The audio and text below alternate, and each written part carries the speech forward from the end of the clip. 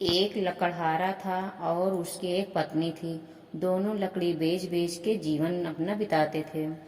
एक बार लकड़हारा बीमार हो गया था तो खाने पीने के लिए बहुत परेशानी होने लगी थी। और वो उसकी पत्नी थी, ना खाना बना पाती थी ना कोई काम कर पाती थी। तो उसको कुछ भी नहीं आता था। तो इसलिए वो अपने पति के साथ जाकर लकड़ी का ही वो भी काम करती थी।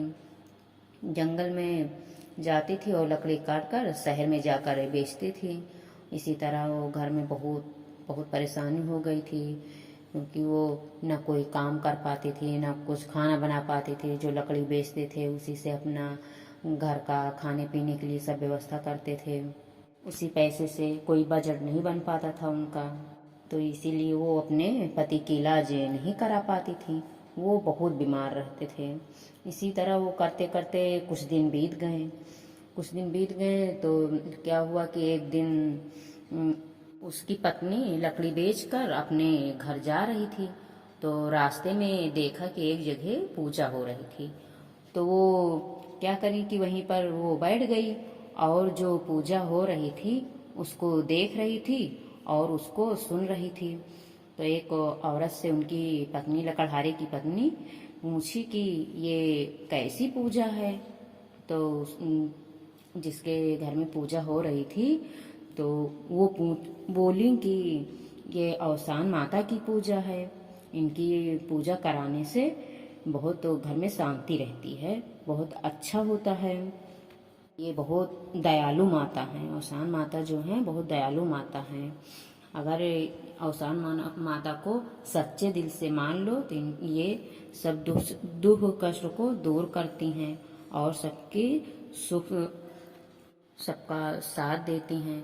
तो जो लकड़हारे की पत्नी थी तो अपने पति से अवसान माता की पूजा के बारे में बताने लगी। तो उनके पति बोले कि ऐसा करो कि तुम भी अवसान माता को मान लो।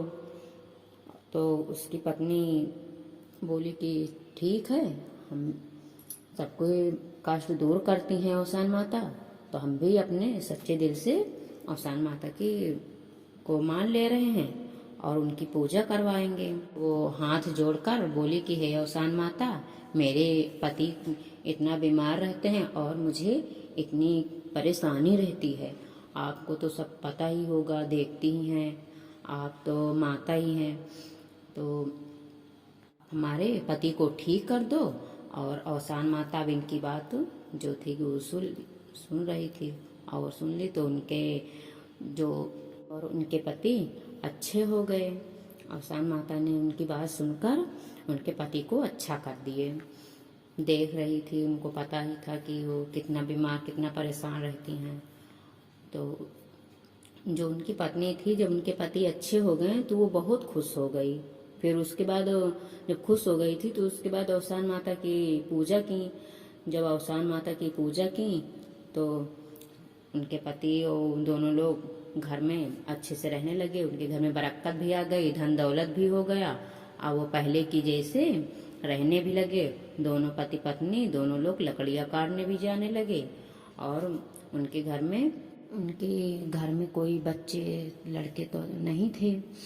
तो उसी के बारे में उनकी पत्नी जो है, लकड़ियाँ जब काटने जाने लगे दोनों लोग साथ में, तो वहीं सोची कि अब की फिर हम अवसान माता से हाथ जोड़कर विनती कर लूँ और हाथ जोड़कर हम फिर अवसान माता की पूजा करवा दें, क्योंकि सब कुछ तो हम अवसान माता ने हमको पूरा कर दिया है। अब हमारे बच्चे नहीं हैं, अब उसके लिए हाथ जोड़ के विनती कर लूँ। अवसान माता हमको बेटी या बेटा कोई कुछ भी दे ही दें। वो अपने पति से इसी तरह बोली तो उनके पति बोले कि फिर से एक बार पूजा करवा दो। कहीं ठीक है।